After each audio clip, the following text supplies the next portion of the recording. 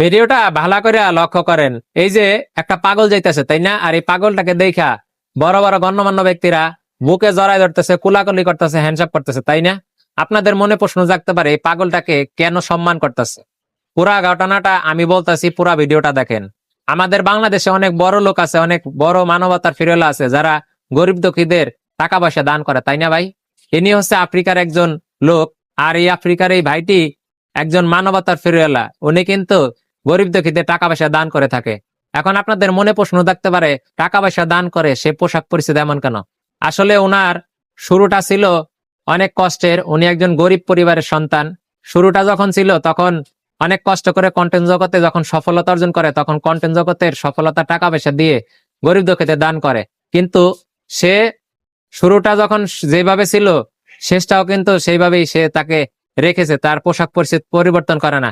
তার জন্যই কিন্তু এই আফ্রিকার সরকার তাকে অ্যাওয়ার্ড ঘোষণা